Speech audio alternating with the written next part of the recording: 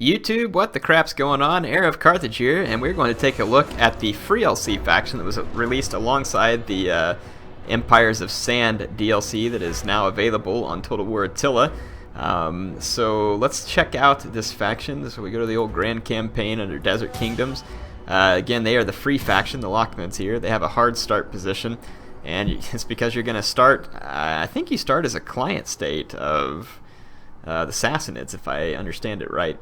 But if not, maybe if they change that, then yeah, you're gonna have a terrible start because again, you're right in between the East Romans and the Sassanids, and you have the Himyar to your south. And the Tanukids are gonna start right up here too. So very tricky start position.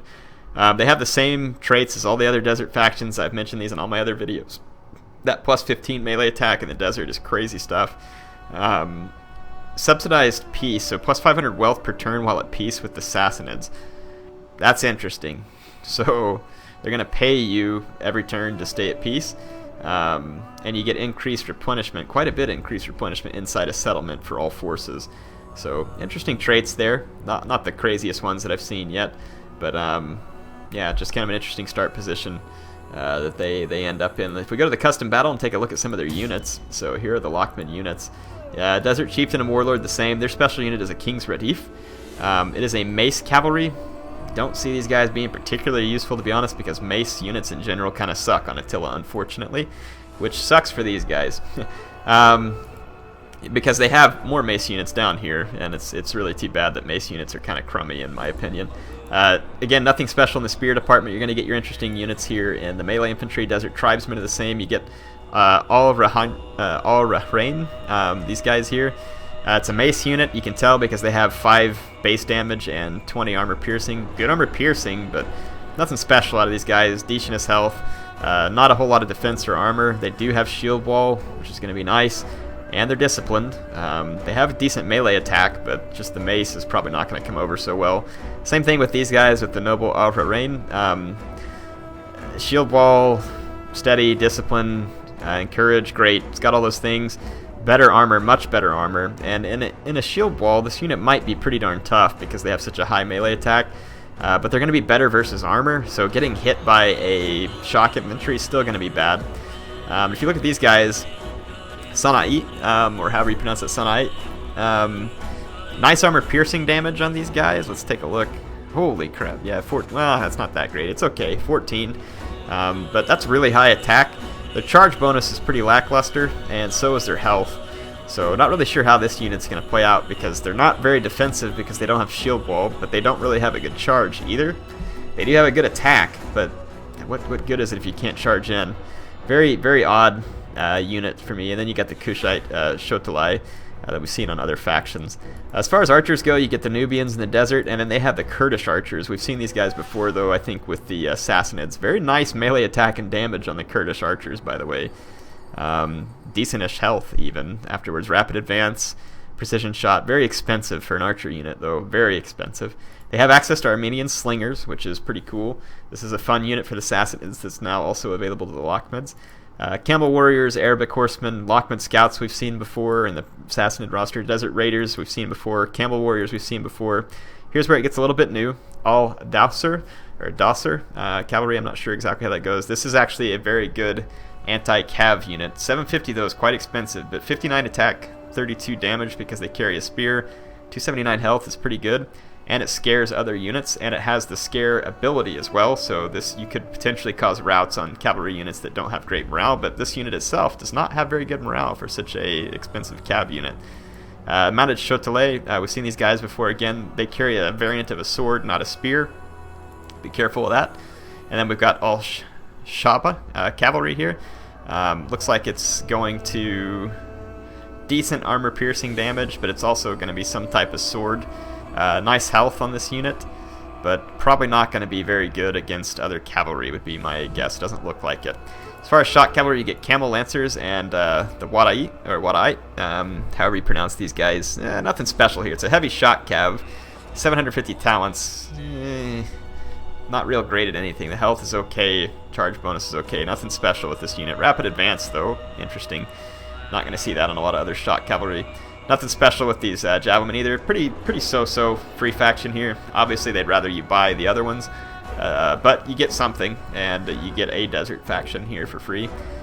So, I mean, nothing crazy about the Lakhmids here. I mean, we could take a look at some of these guys in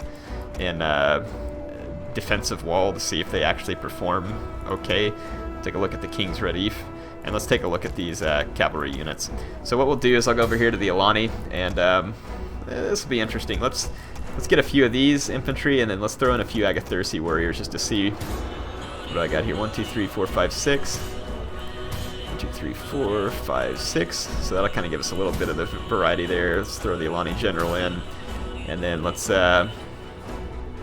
get some noble Germanics and a couple of not elite Agathyrsis, the noble Alani. Okay, should have an even matchup. Let's go take a look at this real quick. Start the battle. I want to see how these macemen in a shield wall do against some of these high attack infantry. They have pretty nice armor that could play a role. I mean, I don't know if they'll end up anything like clubmen. Possible. We'll take a look. And we're going to see how these cavalry do versus noble Alani and noble Germanics. Remember that these cavalry cost more than either of those units. Again, though, the AI always has idiotic engagements. They will pull away from you and do all kinds of very stupid stuff, so it will not be any type of definitive test. They'll just give us a chance to see these units in action, because I'm curious about just, you know, their basic characteristics. That's all that I'm looking for here. I'm not looking for any kind of definitive play testing or anything else.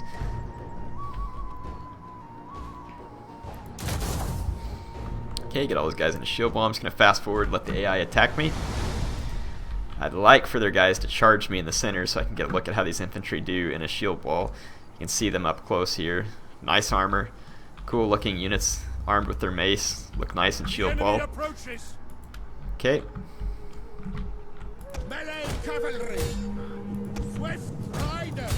going to intercept their cavalry here, and we'll see how this engagement goes. AI is going to double charge me here. I get a nice clean charge there.